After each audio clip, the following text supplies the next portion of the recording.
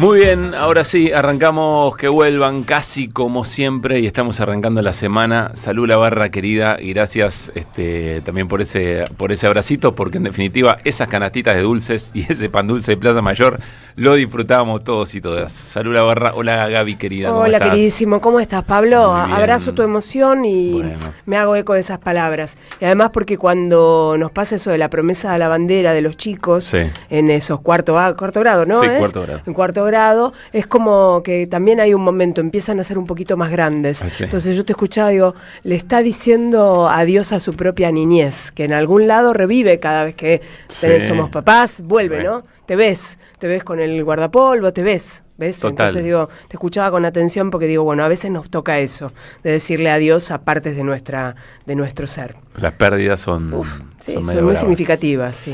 ¿Qué dice Mariano Hamilton? ¿Cómo anda, mi amigo? Bien, Pablo. Bueno, bien. Gracias. Le damos la bienvenida como corresponde al señor Luis Pablo Giniger. Hola, ¿Qué dicen, Luispa? Amigos, compañeros? ¿Cómo estamos? Compañera? ¿Cómo Muy bienvenido. Bien. Muchas gracias, los extrañé mucho. Por supuesto no les traje nada. Déjame sumar a tus palabras que comparto y también hago mías, no porque lo haya conocido o haya tenido la experiencia esa. Pero le entraste al Exacto, no, y además lo conocí a él en ese poco, no tuve la experiencia con él que tuviste vos, por supuesto, pero sí llegué a conocerlo y déjame decir que lo reconocía como una persona muy afectuosa, muy dedicada al hablar con nosotros, como escucha incluso del programa. Así que bueno, comparto en parte tu tristeza. Bueno, ¿no? Yo directamente no lo conocía, así que me sumo a tu tristeza y a tu angustia, porque me imagino lo que estás pasando, pero sí he conocido a personas bastante emparentadas con lo que vos narraste. Sí. Pues yo recuerdo a Ricardo, el director de la 13, que también está jubilado ahora, que era un capo, y cuando él deja la escuela se fue al carajo. Se convirtió en una escuela espantosa y horrible. Tanto que mi hijo iba a esa escuela y lo saqué. Mirá. Iban las mellizas, después cuando Ricardo era el director, Ricardo dejó de ser director y a los 3, 4 años saqué a mi hijo porque era un desastre la escuela. Está bueno porque son comunidades, y las comunidades y las cooperadoras hacen un montón, pero hay personas que, viste, que traccionan de una manera mucho, claro, que marcan de por vida. Me imagino que este señor Norberto debía ser una máquina de producir, de generar y de estar preocupado por cada uno de sus alumnos. Es el típico director que vos sabés que conoce el nombre de cada uno de los alumnos de cada uno de los grados, así que... Y cómo nos marcan, ¿no?, esas personas a lo largo de nuestra vida, sean docentes, que en este caso, bueno, lo era, o personas con las que uno tuvo algún tipo de vínculo en el cual esa formación también se ejerció y a lo mejor no era directamente un docente, pero uno aprendió mucho de ellos también. Tal cual. Él está muy agradecido, sobre todo a mi vieja, porque era un tipo muy desafiante de ciertas reglas un poco más conservadoras de esas escuelas de ese momento. Y claro, un tipo que viene a mover un poco el piso de una institución así, tiene resistencia a algunas familias.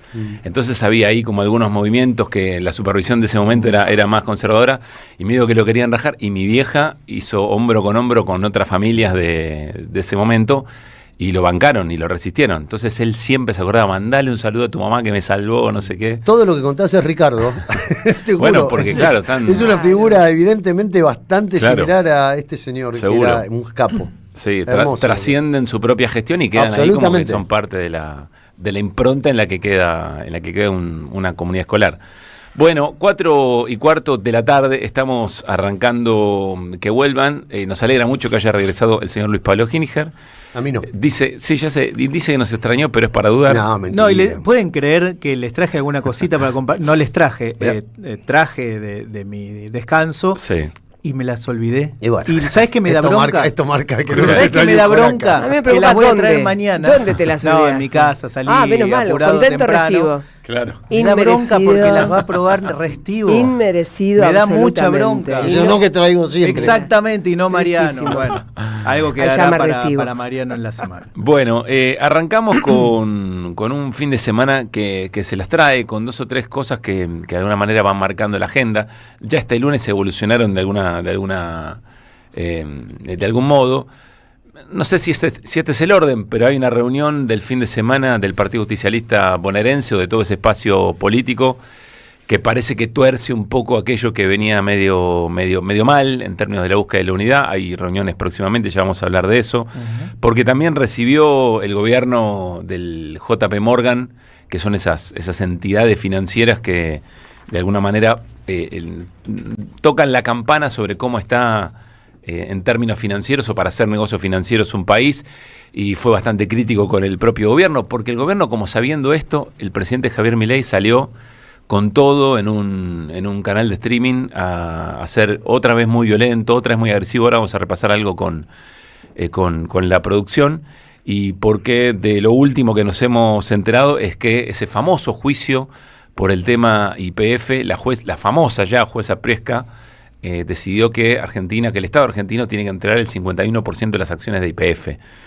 con lo cual quedarían enajenadas del propio Estado, es decir, dejaríamos de ser determinantes en ese sentido, y me parece que ahí hay un elemento, y además se lo da a los fondos buitres, digamos, que son los que compraron en su momento ese quilombo. Sí, ¿no? Una noticia que debe poner muy contento a buena parte del gobierno nacional, porque era una de sus cruzadas. De hecho, los ataques a Axel Kicillof cuando era ministro de Economía por aquella decisión siguen siendo constantes en relación a cómo se actuó con la renacionalización de YPF, pero también imagino algún costado triste, ¿no?, de Javier Milei, que ahora se acostumbró a utilizar la campera de YPF y le encontró alguna vueltita, algún gustito, algún negocio por ahí a la petrolera estatal.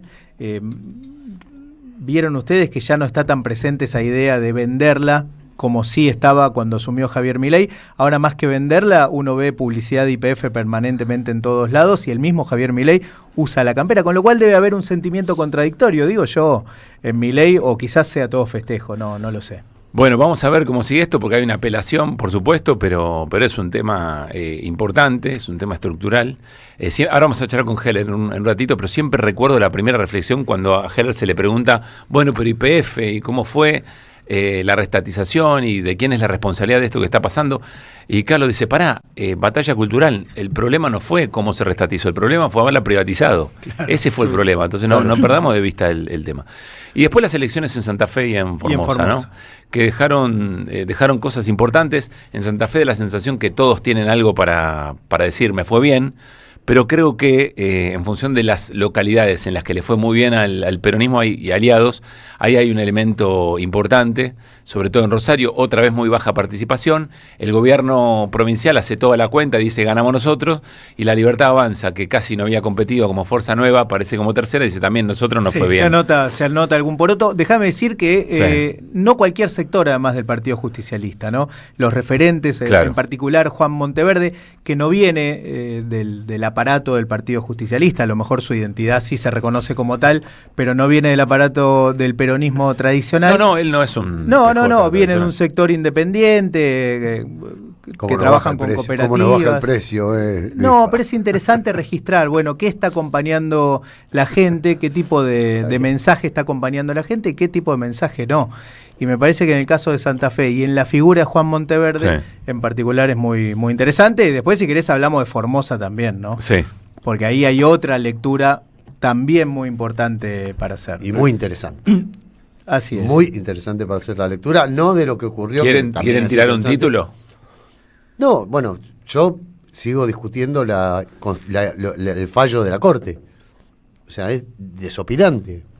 El fallo de la Corte respecto de Formosa, claro, que sobre dice que es inconstitucional la reelección eterna de un gobernador. Claro. Porque la Corte puede, justo los tipos que se perpetúan en el poder, que están 10, 15, 20, 30, 40 años, hasta que se les cantan las ganas para ser fino. O sea, le van a decir a otro tipo, vos no podés ser gobernador, porque a pesar de que te elige la gente. Claro, esa es la clave, que te elige la gente, pero además ellos lo registran muy bien, no es que no lo registren, que la importancia no es tanto el nombre propio, la persona, sino el modelo que ese sector lleva adelante. Está absolutamente. Y está muy emparentado con lo que pasa con Cristina, ¿no? Absolutamente. Totalmente emparentado la figura de Gildo Infran con lo que pasa con Cristina. La idea de bloquearlos como posibles candidatos, precisamente por lo que dice Mariano, porque los acompaña la gente, porque llevan adelante un modelo determinado opuesto al que se lleva adelante, al que lleva adelante el establishment, sea quien sea Milei, sea la Corte Suprema, sea el PRO, pero todos los papas y eso fritas, es lo que les molesta. Todos los papas fritas que dicen que no hay que eternizarse en el poder o perpetuarse, ¿por qué no se quejaban cuando estuvo Merkel 15 años como primera ministra en Alemania? Y de última, eso no le preocupaba nada. No, de última la gente deja de votar. Por eso, que te dejen de votar y que listo, que no te elijan más. Para mí la reelección debería ser indefinida en todos sus cargos, en todos los tiempos, en todo lo que fuere. Y ojo, en la provincia de Buenos Aires, en la presidencial, en todo. No es para meter problemas, no lo tengo del todo definido. Yo lo tengo perfectamente claro porque vos los procesos, si vos llevas adelante, yo te llevo un argumento, si llevas adelante un proceso revolucionario, un proceso donde vos tenés que cambiar ciertas estructuras, 8 años es poco. Esta idea es nada. Estoy de acuerdo. Y bueno, entonces debería, o sea, cuando a vos te ponen, cuando vos te ponen un límite en tu reelección, si te acompaña la gente, o sea, no es indefinida. Los que te tienen que elegir es la gente. No hay reelección indefinida. No, mi único pero es que parte ya de un presupuesto. Que hice una pausa porque sabía que Mariano Hamilton. Es que parte de un presupuesto erróneo. No hay reelección indefinida. Es reelección hasta que la gente te saca del cargo. No está indefinido. Tengo un pero que es que si vos estás a cargo del Estado y manejás los recursos del Estado, quizá podés tener algún ayudín. Tenés un ayudín. Pregúntale a Macri, a Alberto Fernández, pero la a gente, Scioli, pregúntale a todo eso. El voto popular cuando te quiere sacar o cuando deja de apoyarte funciona. Ocurrió con un montón de presidentes que no fueron acompañados y con gobernadores que no fueron acompañados. No dije que no estoy de acuerdo, dije que tengo ahí una duda. Pero mira, incluso está la idea desde los principales medios del establishment de equipararlo de alguna manera. Cuando ocurren estos fenómenos, ahora estamos hablando del de Insfran, pero podríamos hablar de tantos otros, de equipararlo con dictaduras. Incluso te diría a nivel internacional, ¿no? Si es acompañado por el voto popular, pero llevan adelante un modelo que a estos medios de comunicación, que al establishment no les gusta, son dictaduras. Y por eso se perpetúan. Y no es que se perpetúan, es que la gente los va acompañando, los sigue eligiendo. Pero ustedes saben que yo de fondo estoy de acuerdo con eso. Entonces, lo que digo, no, porque me parece que hay algún grado de cosas a observar. Primero, hay que ver, si tener el control del Estado no te invita a inclinar un poco la balanza. Pero eso te lo refuta cuando no se los acompaña. Puede ser, es un buen contraargumento. Segundo elemento, no necesariamente cuando se repiten en el cargo tantas veces es que se le dice dictadura, hay que ver cómo funciona el ejercicio democrático. En general se les dice... no, sí, está bien, pero también salvo hay que ver... que les guste. Salvo que sea Merkel. También hay que ver salvo que les guste. Qué tan transparente es el esquema democrático. Y tercer elemento, que no me parece menor... En este caso la Corte lo que hizo, y es su función, es interpretar la Constitución provincial. Copada la Corte. No, estoy diciendo cuál es la función. La función del Poder Judicial es interpretar eventualmente si se están cumpliendo las leyes. De hecho, en esta elección también se eligieron para constituyentes. Sí, va a haber una reforma constitucional, que va a aclarar en todo caso cuál era ese punto que la Corte interpretó en contra de la reelección de Infram. Yo creo que lo que hay que hacer es, vos sos gobernador, haces una elección, o sea, la siguiente elección después de los 2 mandatos de 4 años es una gobernación que dura una semana. Y después haces elecciones otra vez. ¿Entendés? Perdón, digamos también en Formosa... Formosa es la cuestión formal. En Formosa no es que esté nadando en oro y que no haya pobreza en Formosa y que la gente... Tiene políticas... Tiene políticas inclusivas muy importantes. No le perdonan eso, no entra la soja. No entra la soja para Formosa, poner las por cosas, ejemplo. para poner las cosas también en su justo lugar. No es que Formosa haya resuelto el tema de la pobreza y no tenga dificultades, pero a pesar de eso, como lleva adelante un montón de políticas públicas inclusivas que acompañan o contienen, mejor dicho, a un sector social muy importante, bueno, la gente sigue, mira lo que ocurre a nivel nacional, mira lo que les pasa a ellos en la provincia y bueno, sigue eligiendo. Bueno, de hecho, el abordaje sobre Formosa siempre tiende a ser, sobre todo estamos discutiendo, y nunca, a ver qué políticas se están llevando adelante en Formosa desde hace mucho tiempo, que esa debería ser la... Igual la mirada siempre parte desde uno, ¿no? Porque pensaba en el macrismo en Cava. El macrismo en Cava y la gente lo está eligiendo, claramente. Y hay un montón de críticas al macrismo. Nosotros vemos las políticas que consideramos súper buenas de inclusión, etcétera, y por ahí no tenemos la capacidad de mirar cuáles fueron las buenas del macrismo para que en Cava se lo elija sistemáticamente. Hay algo ahí respecto de la mirada de cómo es la mirada de uno mismo desde pero sus nosotros no le decimos dictadura a la dictadura de Macri en la ciudad de Buenos Aires. Decimos que no nos gustan sus políticas, y eso es parte del juego democrático. Pero Gabriela dice algo que está bien, dice, algo hizo bien para un sector social que está... La mayoría, digo, y también ver cuál es el porcentaje de gente que va a votar finalmente. Ahí abrimos una nueva puerta, Gaby, ¿eh? Bueno, pero todo compone el sistema. Si la sociedad tiene razón siempre cuando emite su voto. Es y una puerta la sociedad que yo también discutiría. No, pará, no sé si tiene razones. No, tiene razones. Tiene razones. Pero esto de que la mayoría, viste, paramos un poco. O sea, los que votaron a Milei son una manga de estúpidos. Digamos todo. No estoy de acuerdo. Digamos todo. Me parece que simplifica un poco la cosa a esta altura del partido. Arrancamos de ahí.